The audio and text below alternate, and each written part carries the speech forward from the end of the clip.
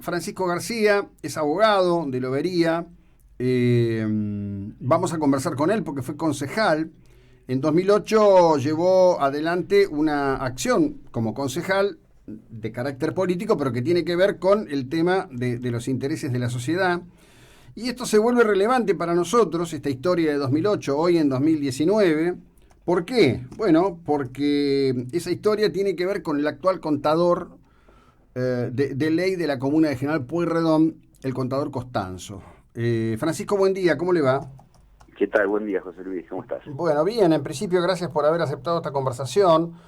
Realmente yo no lo tenía mucho a Costanzo en el radar hasta que comencé a advertir, digamos, toda una serie de acciones de alguien que, digamos, actúa como si fuese el prohombre de las cuentas públicas, en algo que se transformó en un enfrentamiento ya cerril, fuera de foco, utilizando un cargo público de planta permanente, digamos, y con responsabilidad de ley.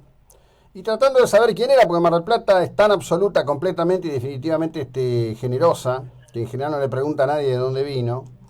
Me puse a buscar y encontré esta historia del contador Costanzo, siendo él un hombre realmente relevante en aquel momento en el gobierno de Lobería. Contanos un poco en 2008 quién gobernaba Lobería y cuáles eran los cargos al respecto de los cuales él tenía tanta preponderancia. Bueno, lo vería desde el año 2003 hasta 2015, gobernó el kirchnerismo.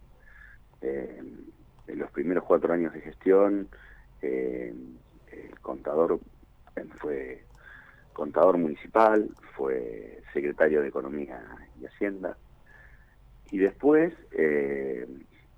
la verdad que nunca fue claro la situación de por qué dejó la Secretaría de Economía.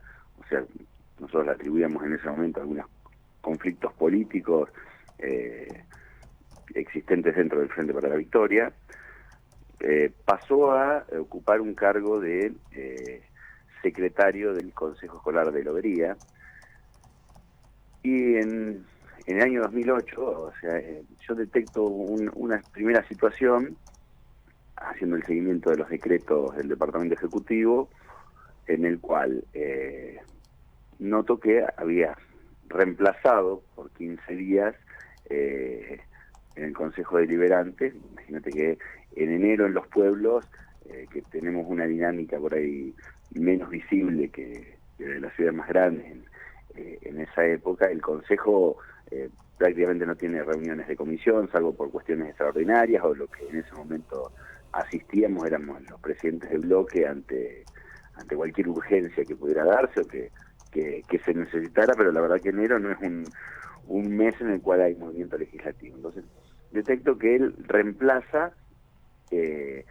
como concejal al quien era presidente del Consejo en ese momento, que se toma vacaciones por 15 días.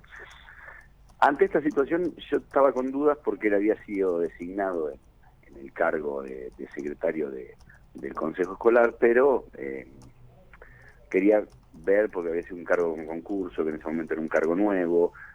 Detecto también que el nombramiento había sido anterior y que se estaba ejerciendo funciones, me acuerdo con las consejeras escolares del radicalismo, y me dan bien información, la chequeamos en provincia. Y hasta ahí ya encontramos una primera irregularidad, pues es decir, uno cuando tiene otro cargo provincial, la constitución de la provincia es muy clara. Para cobrar ese segundo cargo provincial, lo que uno no cobra es la dieta completa, sino que existe una especie de compensación, lo llama la ley, en lo cual uno cobra las 2/3 partes de lo que corresponde a la dieta. Situación que no ocurrió, es decir, él cobra la licencia como concejal en ese momento en forma completa. Y esto termina de configurarse, la irregularidad termina de configurarse cuando encontramos un decreto firmado por el intendente municipal y el secretario de gobierno, en el cual se le asignaba funciones de asesoramiento para proyectos de la Secretaría de Producción, a celebrarse en diciembre del año 2007 y enero de 2008. Con lo cual nos encontramos que en enero de 2008 él estaba percibiendo un destajo como asesor de la Secretaría de Producción. Una licencia, está en la dieta de concejal por una licencia, y además el tercer cargo correspondiente al erario público, que era el de secretario de consejo escolar. Ujú. Claramente, además de ser una irregularidad, que como tantas otras que se denunciaban en ese momento y que eran soslayadas impunemente por el Tribunal de Cuentas de la provincia, la Ujú. verdad que uno sabía que cuando denunciaba todas estas cuestiones caían en saco roto, pero nos parecía que era necesario no solo desde el punto de vista administrativo, sino desde el punto de vista ético. Evidentemente, Sí. alguien no puede desconocer esta situación, y me parece que más allá de las calidades que pudiera tener alguien para desarrollar todas esas tareas, no corresponde. Cuestión que hicimos la denuncia, la verdad que en ese momento personalmente la pasé bastante mal, fue Ajá. una situación muy incómoda. Imagínate que es un pueblo muy chico y todas estas cuestiones generan otro tipo de roces que no tienen que ver con lo político, y hay gente que a veces no diferencia estas cuestiones. Posteriormente se hizo un decreto, esto generó incluso un mal ambiente dentro del gabinete oficialista. Yo tengo concejales con los que tengo muy buena relación hoy en día, que forman parte del bloque oficialista, que nos manifestaron algunas de las situaciones que se produjeron, que obligaron a que el Ejecutivo rectificara el decreto en relación, por ejemplo, al periodo en el cual había trabajado en la Secretaría de Producción. Pero bueno, la verdad que una circunstancia a todas luces reprochable, no solo en términos administrativos, sino en términos éticos en cuanto a la función pública. Claro, pero además hay un tema monetario, porque vos acabas de decir que hay una regulación específica, ¿no? En cuanto al modo y forma de percibir, que evidentemente se ignoró por completo y se llevó el total de los recursos que estaban disponibles para cada cargo. Sí, sí, eso sin duda, pero además, a ver, yo me acuerdo en ese momento, yo hice el planteo cuando se efectuó la rendición de cuentas. La ley que, que establece eso es la 13.217 de la provincia, y además uno puede decir, a ver, otro empleado municipal puede desconocer esta cuestión, claramente la puede desconocer. Ahora, quien había sido contador del municipio, secretario de Economía, no puede desconocer esto. Ujú. Porque de hecho había concejales en ese momento que eran, por ejemplo, empleados del Banco Provincia, o algunos docentes que percibían la dieta en el consejo de esta manera. Con Claro. lo cual, claramente, si hay alguna persona que no podía tener desconocimiento de esta situación en ese momento, era quien había sido contador municipal. Ahora, a ver, lo que yo pude reconstruir son varias cosas. En primer lugar, vos como concejal de la Unión Cívica Radical haces la presentación. La primera respuesta es que tu presentación era una cuestión electoralista. Eso te habilita o te da un derecho a réplica, que es lo que la primera documentación que yo encontré. ¿Qué pasó con todo esto? Sencillamente quedó en el olvido, Costanzo embolsó y chau, otra historia. Después apareció acá en Mar del Plata, inclusive me llama mucho la atención porque hay varios medios digitales muy vinculados al cuquismo local que insisten en presentarlo como el marplatense Guillermo Costanzo. A mí no me incomoda, digo, yo nací acá, pero siempre he aceptado que quien viene a vivir entre nosotros y se define como marplatense, bienvenido sea. Pero es bastante curioso porque es un hombre que aparece con, yo te diría, oscuridades al respecto de su historia personal. Él es de Lobería, él es oriundo de Lobería. Sí, sí, es oriundo de Lobería, Ajá. te digo más, no es una persona con la que no tenía ningún tipo de problema personal. Conocerlo de chico, imagínate que es un poco más grande que yo, pero en un pueblo como el nuestro nos conocemos, Ujú. no hay ningún inconveniente en eso, y la verdad que no sé cuáles fueron las circunstancias personales o políticas que lo llevaron a Mar del Plata.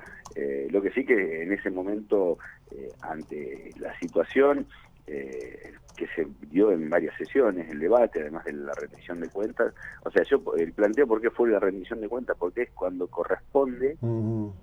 medir todo el ejercicio, y donde habíamos detectado las irregularidades del total y habíamos tenido la posibilidad de acceder a la totalidad de la documentación, era recién por la rendición de cuentas, porque La verdad es que como ha pasado en muchos lugares, Sí, lo que ocurre es que a veces en los pueblos no se visualiza, era imposible en muchos casos acceder a la documentación, claro. ¿no? Uno a veces cuando habla de estas cuestiones y analiza estos gobiernos, hasta en pueblos chicos como los nuestros, se notaba lo que ocurría con la obra pública. Mm, Yo siempre hago la historia de nosotros tuvimos una empresa que hizo asfalto una localidad pequeña de Lobería que es San Manuel, y al mismo tiempo le hizo en Lobería, y en San Manuel la cuadra de asfalto valía 423 pesos en aquellos tiempos el metro cúbico, y en Lobería valía 300, y era claro. la misma empresa. Sí, sí, Y bueno, todas las esto, licitaciones pasaban por el gobierno nacional, claro. y esto era una cuestión de todos los días, con lo cual era muy difícil. Nosotros cuando pudimos tener toda la documentación fue cuando la presentamos. Imagínate que después se termina corrigiendo un decreto que se había dictado un año antes, para Ujú. salvaguardar nada, porque la verdad que lo único que se podía salvaguardar era una cuestión administrativa ante el Tribunal de Cuentas, pero mientras tanto, lo poco mucho que se había cobrado, se cobró totalmente. Bueno, no, lo que ocurre es que de algún modo se manejaban todos los resortes para garantizar impunidad. La impunidad puede ser, hago la cuadra a 300 pesos el metro en Lobería, a 400 y pico en San Manuel, o me cobro 3 sueldos y después en realidad hago el acting de que ando con un balde de agua bendita tirándomelo encima de la cabeza, de recto y honorable que soy, ¿no? Que esto es lo que, a mí por lo menos es lo que más me incomoda, realmente. Suele pasar, o sea, uno observa estas cuestiones que han pasado mucho tiempo. Yo particularmente digo, en ese momento nosotros tuvimos situaciones inclusive bastante complejas de cómo terminó el periodo del kirchnerismo en Lobería, con el asesinato del intendente, bueno, toda una situación que a veces termina echando un manto de piedad sobre determinadas cuestiones, pero la verdad es que el sistema aplicado era exactamente de todos lados, y sí, y parecía que, bueno, el agua bendita transcurría por todos lados cuando uno encontraba situaciones como estas todos los días. La verdad Claro, que sí, la sí. situación del entonces de secretario del Consejo Costanzo eran cuestiones que uno encontraba todos los días en la administración, y que lamentablemente era denunciar, y parecía que estaba uno contra un frontón, porque la verdad que nos devolvían absolutamente todo, y nunca encontrábamos canales en donde estas cuestiones progresaran.